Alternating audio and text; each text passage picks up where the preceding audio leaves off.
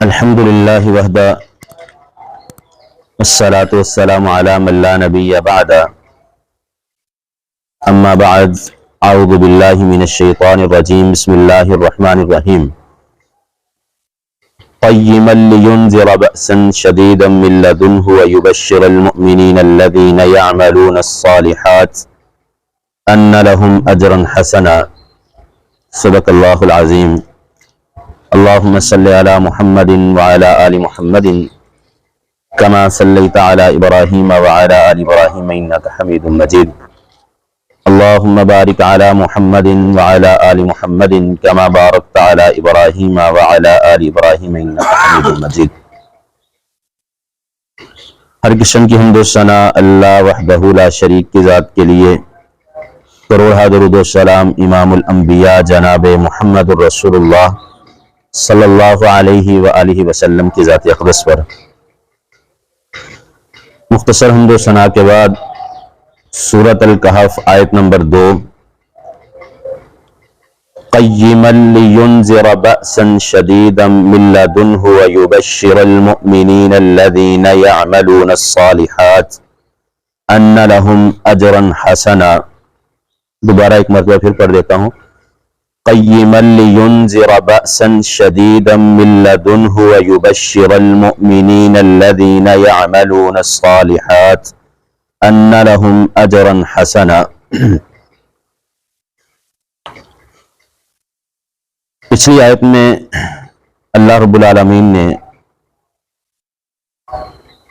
نبی مکرم صلی اللہ علیہ وسلم پر قرآن کے نزول کا تذکرہ فرمایا، تب دوسری آیت میں اللہ رب العالمین فرماتے ہیں قیما لینذر بأسا شدیدا، کہ سیدھی کتاب کو ہم نے نازل فرمایا تاکہ وہ عذاب سے ڈرانے والا ہو،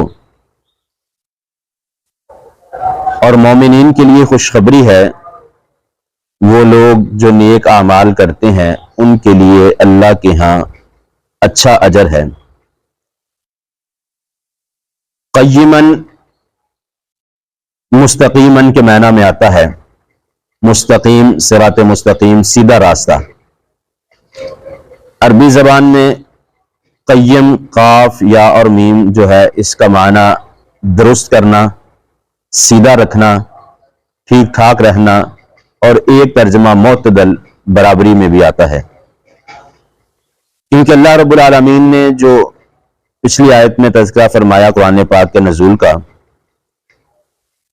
یہ قرآن پاک جو ہے قیمن ہر معنی کے اندر جو ہے وہ بالکل اس کے مصادق اترتا ہے کہ مستقیمن یہ انسان کے لیے صراط مستقیم بھی ہے، درست راستہ بھی ہے، سیدھا راستہ بھی ہے، اور ٹھیک ٹھاک راستہ بھی ہے، اور معتدل بھی ہے، کسی کے ساتھ ظلم و زیادتی نہیں کی جاتی یہاں پر۔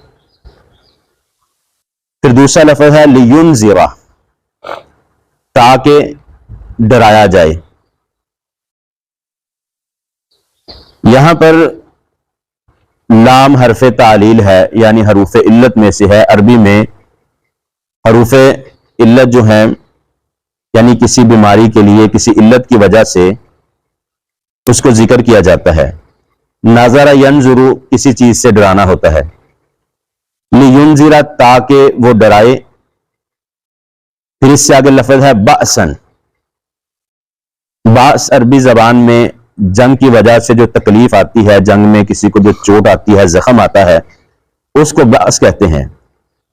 اور عربی لغت میں باس درد کو بھی کہتے ہیں، اور کسی دکھ کی وجہ سے جو پریشانی آتی ہے اسے بھی باس کہتے ہیں، اور عربی لغت میں سخت عذاب کو باس کہا جاتا ہے۔ اور یہاں پر جو اللہ رب العالمین نے لینذر بأسا، تاکہ وہ ڈرائے سخت عذاب سے۔ اور نبی مکرم صلی اللہ علیہ وسلم نے فرمایا کہ جب کسی بیمار کے پاس جاؤ تو اس پر اپنا دایاں ہاتھ رکھ کے یہ دعا پڑھو، لا بأس طہور انشاءاللہ۔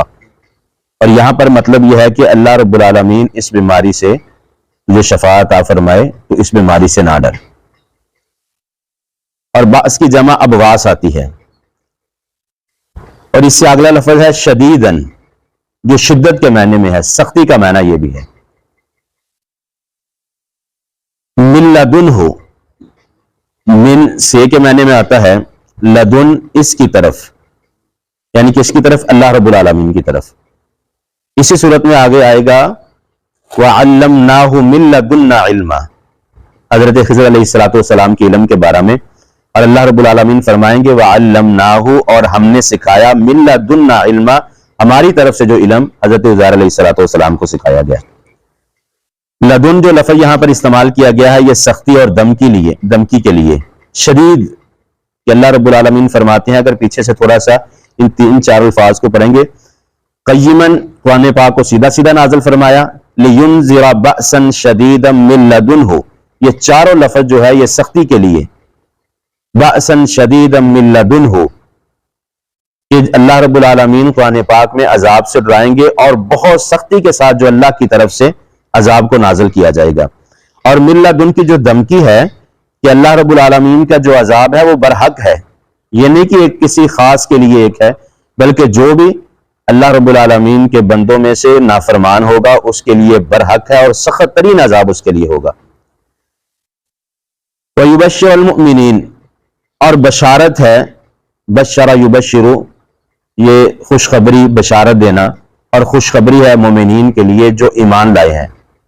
مومن اصل میں اس مختلف جگہ پر مختلف معنوں میں آتا ہے، یہاں پر مومنین سے مراد ایمان والے ہیں،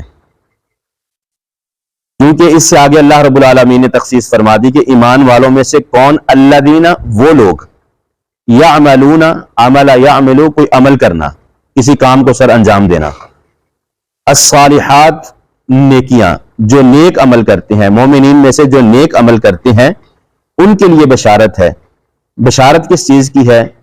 انا، بے شک، لہم، ان کے لیے، ان کے لیے جنہوں نے، یہ جو پیچھے اللہ رب العالمین نے فرمایا الذین یعملون الصالحات، جو نیک اعمال کرتے ہیں، اجرن، اجر ہے، حسنن، اچھا، عمدہ. حسن عربی زبان میں اچھائی کو کہتے ہیں، نیکی کو بھی حسن کہا جاتا ہے، ہر عمدہ چیز کو بھی حسن کہا جاتا ہے.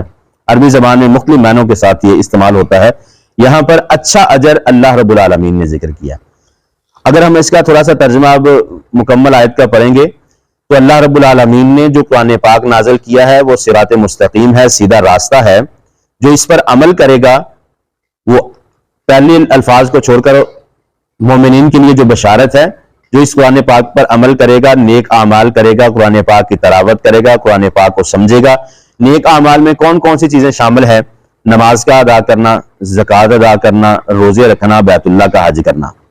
پہلی جو شرط ہے وہ تو ایمان کے لیے ضروری ہے، مومنین کے لیے ضروری ہے.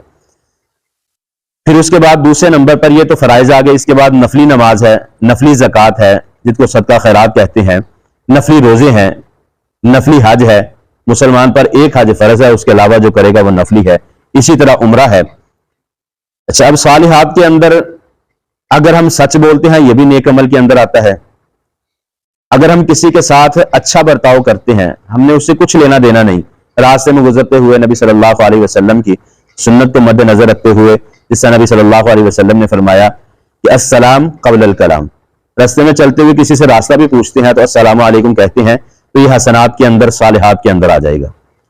اسی طرح ہم اپنے کاروبار کے اندر لین دین میں سنت کے مطابق کام کرتے ہیں، یہ بھی صالحات کے اندر آ جائے گا. پھر ہمارے روزمرہ کے ایام کے جو ہماری ضروریات ہیں، بیت الخلاء میں داخل ہونا، بیت الخلاء سے نکلنا، وضو کرنا، وضو سے پہلے کی دعا، وضو سے بعد کی دعا، بیت الخلاء میں داخل ہونے کی، نکلنے کی دعا، مسجد میں داخل ہونے کی دعا، مسجد سے نکلنے کی دعا، گھر میں داخل ہونے کی دعا، گھر سے نکلنے کی دعا، کھانا کھانے کے آداب، کھانا کھانے سے پہلے دعا، کھانا کھانے کے بعد جو دعا ہے. اسی طرح کوئی بھی عمل ہم جو اپنی ضروریات زندگی سنت کے مطابق کریں گے وہ سارے صالحات میں آ جائیں گے. اللہ رب العالمین فرماتے ہیں کہ جو نیک اعمال کریں گے سنت کے مطابق، جس طرح قرآن پاک میں اللہ رب العالمین نے فرمایا کہ نبی مکرم صلی اللہ علیہ وآلہ وسلم کو لوگوں کے لیے نمونہ بنا کر پیدا فرمایا. اگر نبی صلی اللہ علیہ وسلم کے طریقہ کے مطابق ہم زندگی بسر کریں گے تو یقیناً الذین یعملون الصالحات، نیک اعمال کرنے والوں میں شامل ہو جائیں گے. ان لہم اجرا حسنا، اور ان کے لیے اللہ رب العالمین نے اچھا اجر ہے. اب اچھے اجر کی ایک مثال یہ ہے کہ روزے کے متعلق جب فرشتے پوچھتے ہیں اللہ تیرے بندے نے روزہ رکھا تو میں کیا اس کا اجر تحریر کروں، تو اللہ رب العالمین فرماتے ہیں الصوم لی وانا اجزی بہ، روزہ میرے لیے رکھا ہے اور اس کا اجر بھی میں خود ہی دوں گا۔ اور نبی مکرم صلی اللہ علیہ وسلم نے فرمایا الصیام جنہ، روزہ ڈال ہے، کس چیز سے؟ گناہوں سے، جہنم کی آگ سے، پریشانی سے، آخرت کے دن کے غموں سے، ہر چیز سے اللہ رب العالمین نے روزے کو نجات بنا دیا ہے۔ تو یقیناً اللہ رب العالمین نیک اعمال کرنے والوں کے لیے جو اچھا اجر ہے وہ جنت ہے، پھر جنت کے درجات ہیں، جس کے جتنے اعمال اچھے ہوں گے اتنے اس کو درجات بلند دے دیے جائیں گے۔ اور پھر قیمن کے بعد لینذر بأسا شدیدا من لدنہ، اور یہ اللہ رب العالمین نے اتنی تصدیق اور تحقیق کے بعد اور شدت کے ساتھ یہ بات بیان کی کہ میں نے انسان کو پیدا کیا ہے وما خلقت الجن والانس الا لیعبدون، تاکہ وہ میری عبادت کرے۔ لیکن انسان اب سوچتا ہے کہ نماز پڑھ لی کیا عبادت مکمل ہو گئی؟ وہی بات ہے کہ عبادات، اعمال صالحہ ایک ہی چیز ہے۔ عبادات کے اندر نماز بھی شامل ہے، زکوٰۃ بھی ہے، روزہ بھی ہے، حج بھی ہے، جھوٹ نہیں بولنا، اللہ کی حد کو پامال نہیں کرنا، زنا نہیں کرنا، چوری نہیں کرنی، لوگوں کے ساتھ جھوٹ نہیں بولنا، کاروبار میں دھوکہ فراڈ نہیں کرنا، کسی کے ساتھ گفتگو کرتے ہوئے ظلم و زیادتی نہیں کرنی، گالم گلوچ نہیں کرنا۔ یہ ساری وہ چیزیں ہیں کہ جو عبادات میں شامل ہیں۔ اور اگر ہم نبی صلی اللہ علیہ وسلم کے طریقہ کو سمجھتے ہوئے اگر ہم اس کے مطابق زندگی نہیں بسر کرتے، اب چھوٹی سی مثال ہے کہ ہم نے نماز پڑھنی ہے، اگر وضو سنت کے مطابق نہ کریں گے تو ہماری نماز یقیناً نہیں ہوگی، کیونکہ نماز کے لیے وضو شرط ہے۔